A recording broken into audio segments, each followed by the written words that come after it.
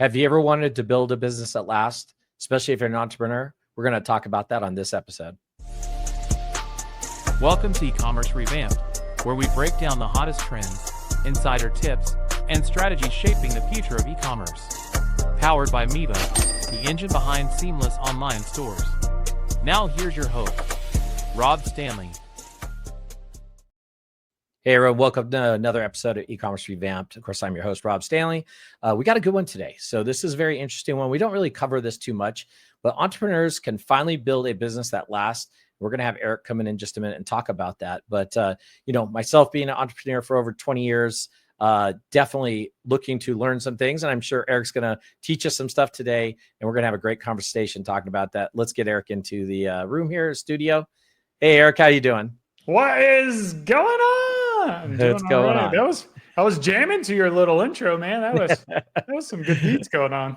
I appreciate that. Good thing we have AI, right? But we'll probably talk about that a little bit. But, again, our topic today is entrepreneurs can finally build a business that lasts. One of the things that I remember as a business owner was just hitting roadblocks, and things like that, as mentally, sometimes even physically. But, what kind of things are, either principles or business styles, what have you seen that helps entrepreneurs, especially when they're building a business, to make it last? Yeah, I mean, the most important thing in making a business last, of course, is making more money than you'd spend. I think that solves a lot of problems, both like emotionally and your needs of your family and yourself, but also the confidence that you garner from building a sustainable business. And, that's, of course, like really easier said than done. But that is the main purpose. You have to first and foremost try and plan on building a profitable business.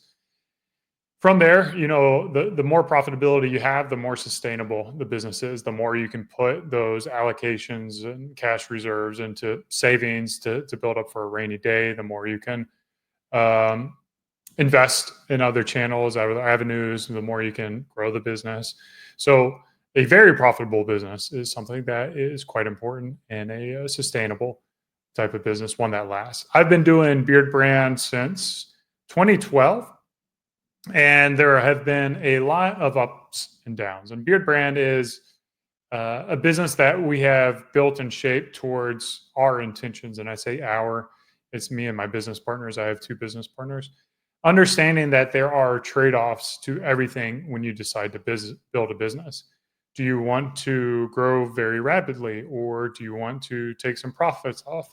There is a trade-off. If you grow very rapidly, you essentially have to put all your excess funds into that growth in e-commerce and D2C in particular. The cash requirements for inventory and R&D for developing new products is pretty significant. If you have more modest goals or a longer term outlook, you can slow down the rate of growth and take a little more chips off the table as you grow and kind of enjoy the journey a little bit more. So when we think about those two options, Beardbrand is more of the latter. We want to enjoy the journey. When you think about building a business that lasts, you want to think about how you can enjoy it. And, part of it is, having a project that means something to you. So like having a purpose for the business and having a vision that is longer than, let's build it out in 2 to 5 years and sell it. I think so many entrepreneurs out there are focused on the sell rather than focused on how do I build a business that I'm going to enjoy for the next 40 years. And I think those are really two different kind of strategies that have two different outcomes. And you think about solving problems in different ways when that's the case. Absolutely. Great advice there too. I remember one of the things, Eric, when I was first starting out, I was working just crazy hours, 18, 20-hour days, 7 days a week. And, it's just one of those things that as an entrepreneur, especially when you're first starting out a startup, you put a lot of hours in and you're trying to just build this up to, I would say, get to some sort of normalcy, meaning where you're working only maybe 9 hours a day, Monday through Friday, maybe 10. and not necessarily, 7 days a week. Did you experience anything like that when it came to like either a burnout or a struggling at the beginning there? So for me, the early days, I would say were probably the most exhilarating days. Like I could not not think about Beardbrand. Like if I was awake, if I was conscious, my thoughts were thinking about Beardbrand and growing the business. I think those first, like the first sale you get from somebody who's never heard of you before, is not your mom or your friend, and they buy from you. That is just that feeling that you can build something, and a stranger has enough trust in you to, part their hard-earned monies with what you're offering. And that's kind of a high that you just forever chase. So in the early days, it was constantly thinking about Beardbrand, whether or not I was, quote unquote, working. It's hard to delineate what is work and what is not work when you're that emotionally invested into a project. I think for us in the early days, we always wanted, Beardbrand's core values are freedom, hunger, and trust. And having that be our defining core values from a very early standpoint did point us in certain directions with how we build the business.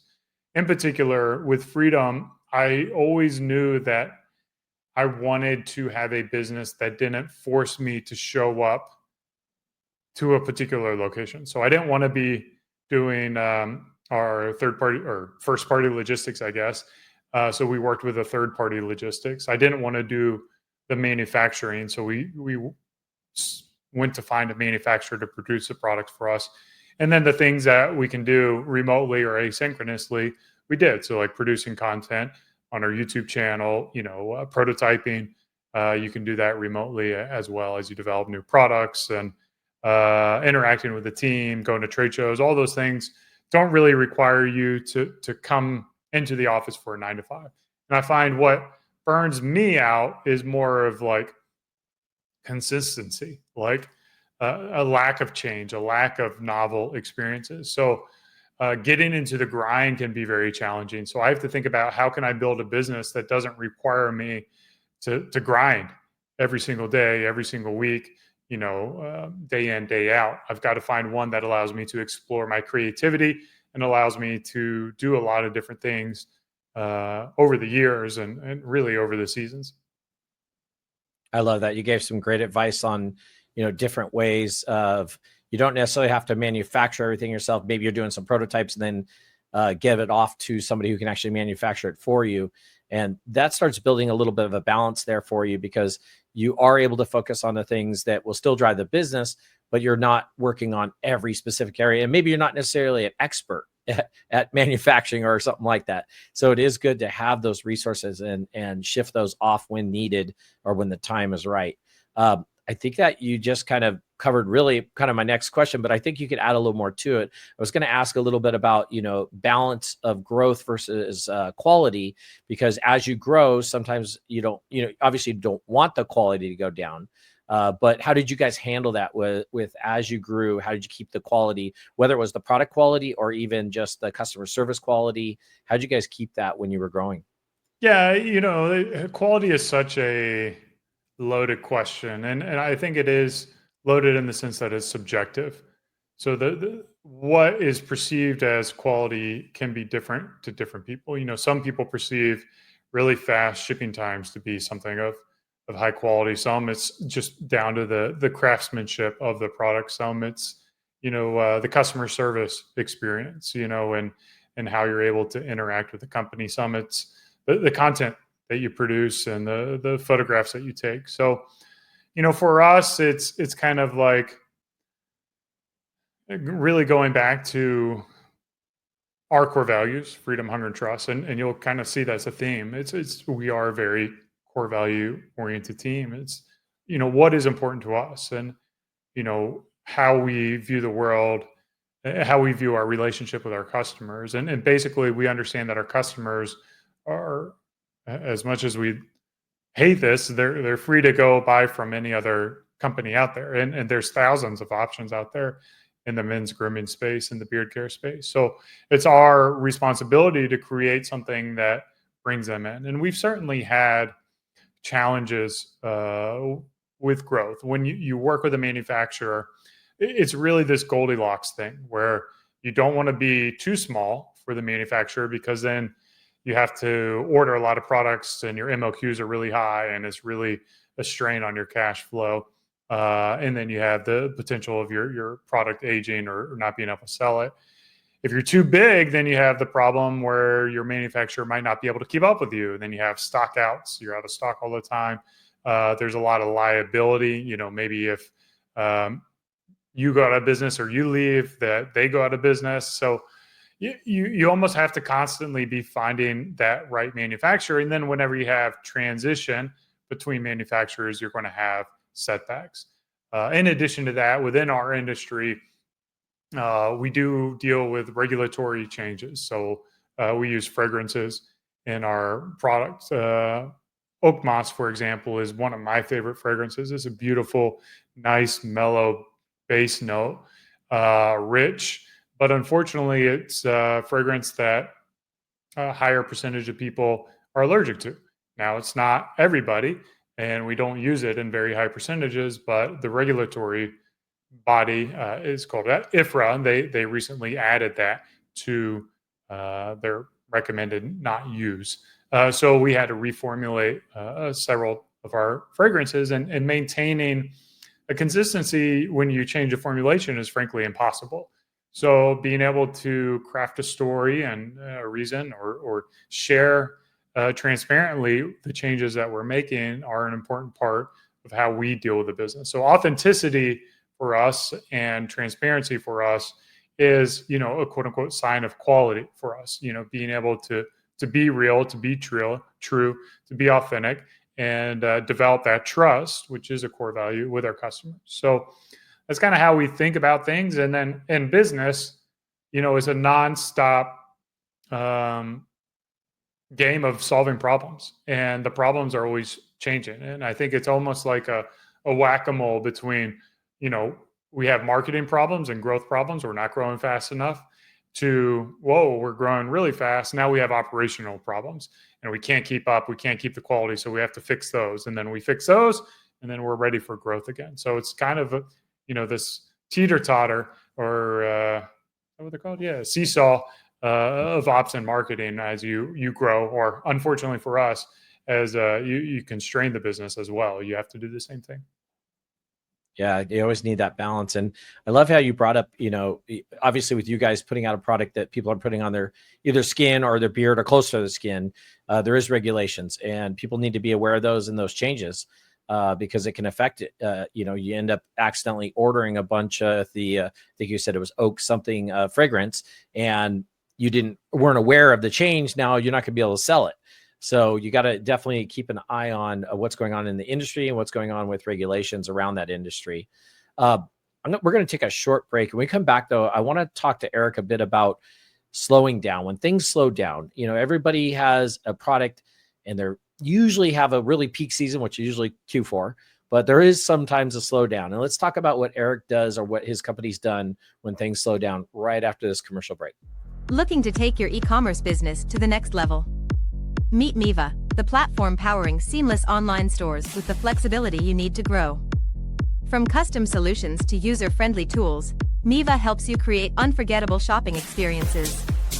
Ready to transform your business? Visit miva.com/podcast and see what's possible. So head on over to miva.com/podcast. We got lots of great resources over there. I've got Eric on for Beardbrand, and we're talking today about entrepreneurs can finally build a business that lasts. And right before the break, I was asking a little bit about most brands are not going bonkers year round. They have highs and they have lows. I saw those. I think I remember June, July, August was our low, and then it went back up, and it ran that wave all the way back to June, July again. So Eric, when you guys have a slowdown, what kind of strategies or things do you guys do to kind of help with that slow period? What have you guys seen that works for you? Yeah, I would imagine almost every business has some kind of seasonality to it. Ours, selling beard care products, we call it growing season, when dudes tend to grow their beards out, which tend to happen in late August and goes all the way through Valentine's Day. Then at Valentine's Day, we kind of see a drop off. So, our key selling seasons from late August to mid-February. And we've tackled the strategies in different ways. One is, just partly like enjoying the slower pace of the off season. But the off season also includes a little bit of stress as we ramp up and get ready for the busy season. So, planning and getting inventory and getting those orders in so that we're fully stocked is kind of the work and the energy and effort that we're doing in our summer months, late spring months. And then we've also strategically introduced different products to try to balance out that curve a little bit. So our key products, our best-selling products, are beard oil, our beard balm, beard wash. So a lot of beard-focused stuff. But we've also developed a styling paste, a sea salt spray, and a deodorant, as well as a eau de parfum, a cologne, to kind of hit the summer months. So we've noticed in the summer months, the sea salt spray is actually when that product does the best, as people go out and they want to mimic those beachy, wavy hair. So having a more balanced product offering is one of the ways to kind of deal with it. But when you kind of understand and know what the cycles of your business are, you can intentionally try to scale up or scale down the business. For instance, if you're H&R Block and you've got, accounting services, like, you don't want to have a fully staffed team 24/7 because people do their taxes. And then once the taxes are done, there's no work for them, or very little work, depending on who their customer base is in between. So, like, if there are various aspects of your business where you want to scale up customer service, bring on some temporary employees that are only working for a season, that can be a way that you can bring efficiencies into your business. Yeah, I love that. That's some great tips for people to definitely take into consideration. Some of the things we used to do where we would look at new products, product lines, development during that slow time, especially being our slow time was June, July. We knew, Q4 was just around the corner. And sometimes you got to get those things already developed and get them ordered ahead of time, or molds made. It depends what you're doing, right? So I love that answer. Now, I think I saw, Eric, and correct me if I'm wrong, but I think I saw you guys have kind of built up a community around your brand. Why don't you talk to us a little bit about what it took to kind of build up that community, and how has that helped the company and helped you guys when it comes to either launching a new product or just people who are curious about certain products turning to the community? Yeah, so we launched Beardbrand back in 2012 with a Tumblr page, a blog, and a YouTube channel called Beardbrand. And over the years, we've focused a lot on producing content. And part of the way you produce content is by interacting with the people who are engaging with your content. So in the comments. So we've been able to build, really kind of a one-to-one relationship with a lot of, with a number of our customers over the years, as we see them comment regularly.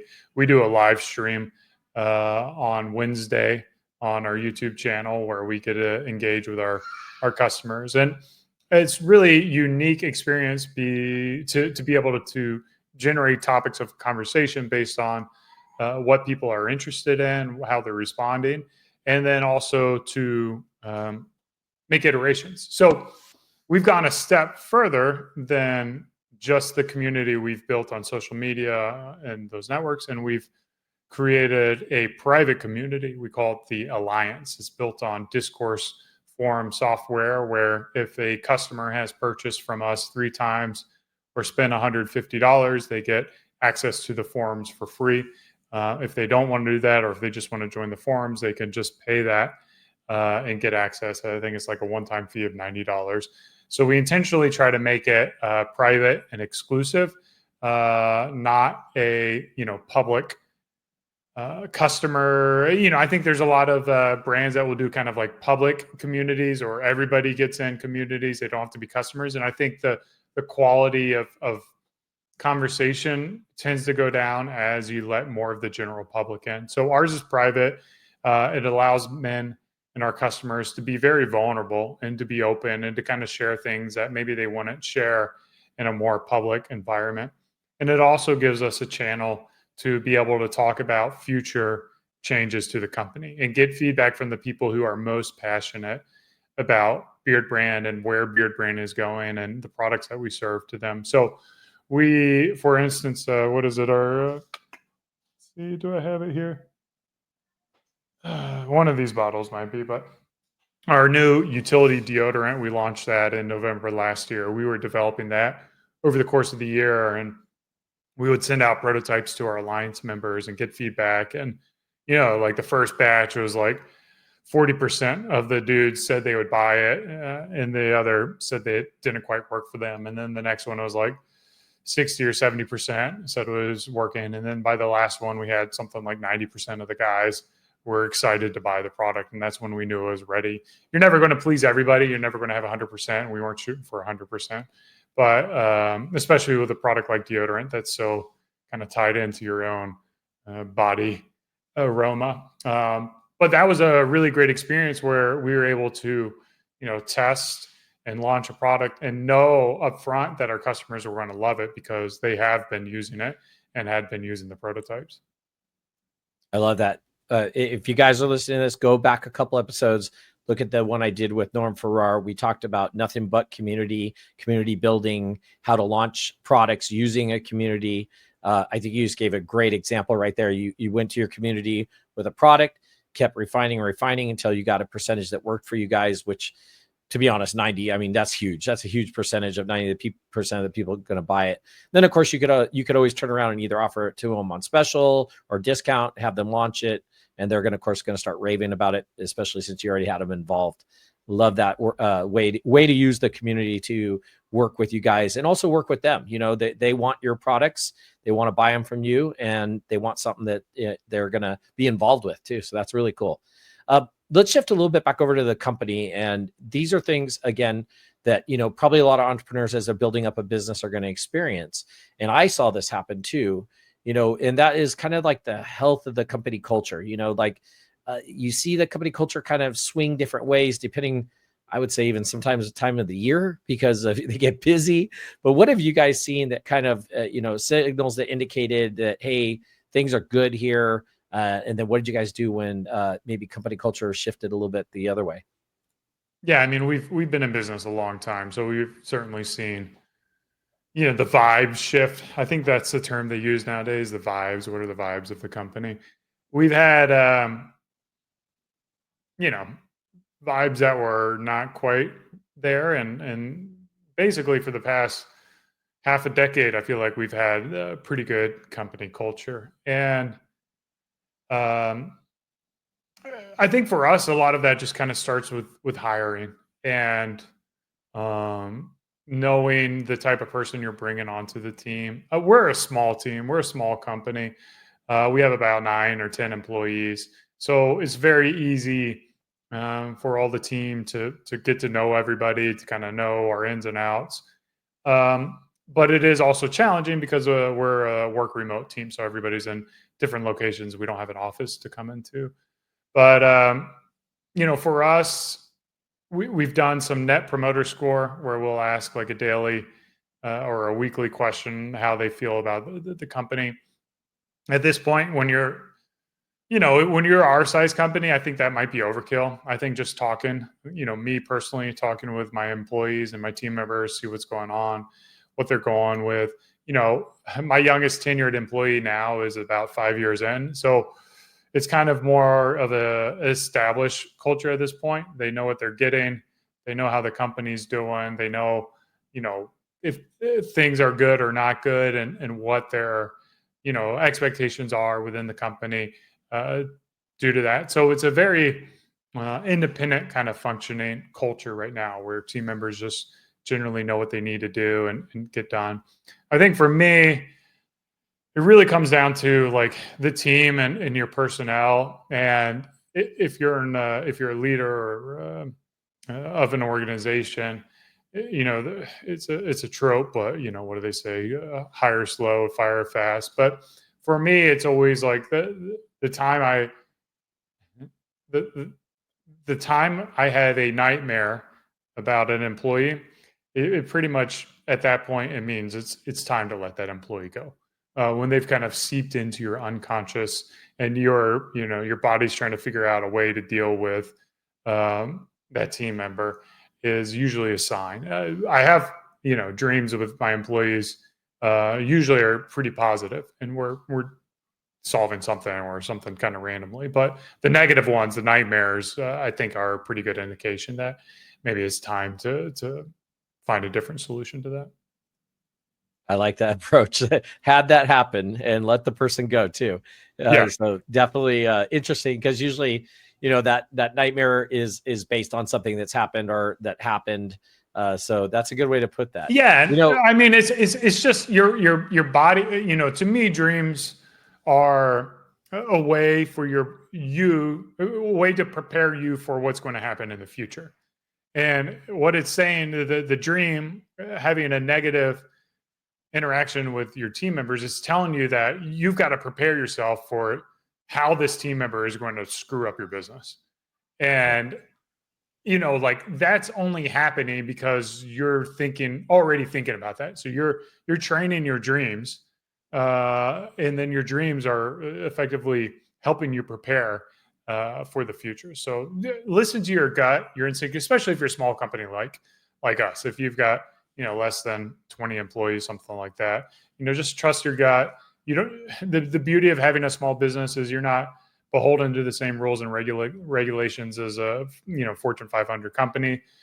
And at the end of the day, it's your business, and you have to build it in a way that you don't have nightmares over your employees. And let's be real, like, you shouldn't have nightmares over your employees. And I haven't had nightmares over my employees in, like half a decade or whatever it is. So you can build a business the way that you enjoy it. And I'm going on a little rant here because I think this is important. As an entrepreneur, there's so much pressure to build a business a certain way, to build super fast, to make tons of money, to build, to exit.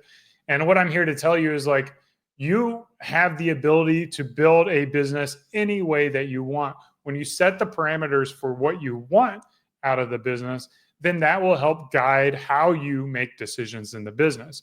So, for instance, we don't want to build a unicorn $100 million business with hundreds of employees. That does not seem appealing to me. The trade-off means I don't have to focus on mass market products. I don't have to focus on, competitive margin. I can focus on building niche products to a niche audience that generates enough income to support my family and my team's families. And I can keep it pretty small. And yes, that means a trade-off. I'm not going to have, fancier cars or fancier houses, but it doesn't take a lot to have a really nice lifestyle with a very small business. Like, you only need to make a $1 million, a couple $1 million with however you have it set. But you have to, knowing that, you have to say no to a lot of things. So it's like, okay, I need my products to have, this type of margin to be able to handle the way I want to run my business. And if I do that, that means I have to offer these kind of services to this kind of customer, because that's what their expectation is going to be. So I can't say yes to this, mass market product with super tight margins, but I have to build my business this way. And then once you understand what the outcomes are for your business, then you can legitimately build a business that you love showing up to every day. There's a recent tweet I just saw, and it was a guy talking about how he was employed and he was always anxious on Sunday nights, worrying about Mondays. And now that he's become an entrepreneur, he's anxious, 7 days a week. And it's a good joke, but the reality is, like, if you build your business the right way, you are not going to be anxious 7 days a week. You are going to be content. You're going to be happy. You're going to be working on problems that you enjoy working on. And then you're going to bring on team members who are going to work on problems that they enjoy working on and you don't enjoy working on. So you have that power to solve the most important problem in business, in my opinion, which is, how do I enjoy working on this business for the rest of my life? And once you figure out how to solve that problem, then you've built a business to last. Absolutely. Great advice. Absolutely great advice. Eric, tell us a little bit. This is a bit of a transition, but I do want to wrap up the show here. I want people to understand or learn a little bit more about Beardbrand. I don't think you said exactly when you guys got started. Tell us a little bit about when you guys started, kind of how it was like getting started. And then I'm sure there's a big time frame there because you guys have been around a long time. And then tell everybody about Beardbrands, what kind of services, what kind of products you guys are offering and how people find you. Yeah, Beardbrand, we launched our content in 2012. We started selling products in 2013. Obviously, with a name like Beardbrand, we sell beard care products. Primarily for your beard, we got beard oils, beard balms, beard wash, softeners, mustache waxes. But we also have gone beyond the beard over the years. We've got combs and brushes. We've got scissors. We've got trimmers that you can see here. And then, of course, we got deodorants. I carry this here because the most deodorants will stain your shirt, but ours, you can't even tell where we sprayed it. We sprayed it right here. It doesn't stain your shirt. So we've got quite innovative products, styling products. Over at beardbrand.com is where we primarily sell our products, but we have a little bit available on Amazon as well. And then we are a bootstrapped company. So I've taken no money from any outside investors. I have my two business partners. We're the ones who put the resources into the business, and then we have no debt either. So we've been able to grow from our profits. So if we make $1, we put it into the growth. We haven't had to leverage. I don't have any lines of credit. I do have a credit card where we just put our ad spend on, but we pay that off on a regular basis. So we don't carry any balance. So it's been fun to build a bootstrap business that is less stressful and it's fun and with great people. And then I'm on X primarily. If you search up my name, I'm the only Eric Bandholz in the world, and my tag is my last name, Bandholz. Yeah, so everybody's listening. That's Bandholz. You can look up Eric and love the whole conversation. Being a bootstrap guy myself for two businesses that I exited from after many years, I did hold on to them a long time. I probably held on a little too long on one of them, and but still, it was absolutely great. Took care of a lot of families and including mine. And so I can totally relate to where you're coming from and absolutely love the story. Love the advice you gave too, Eric. Really good stuff. For those that are getting started, or even if you're already started as an entrepreneur, reevaluate these things. We didn't get to touch a little bit on burnout, but I think you did actually touch a bit on it. That's something to keep an eye on. I think also with just when you're keeping an eye on your actual employees themselves and what's going on, getting a pulse of what's going on. I think you said you did it as a survey. That's the same thing. And really take those things to heart and figure out what can you change that will help them become better employees or stay better employees or stay with you. So I think those are great advice, Eric. Lots of good stuff. Thank you so much for coming on Ecommerce Revamped. Again, great story, and I absolutely appreciate it. Be sure to reach out to Eric, Beardbrand, BEARDBRAND.com, Beardbrand. Take a look at it. And then if you want to find Eric on X, it's Bandholz. I had to look at it just to make sure I had it right. But thank you, everybody, for tuning in. And thank you, Eric, for joining us and sharing that great information. And we'll see everybody on the next episode. Thanks for tuning in to E-commerce Revamped. Ready to take your e-commerce business to the next level? Visit Miva.com for the tools to build seamless online stores and unforgettable customer experiences. Until next time, keep your carts full and your customers happy.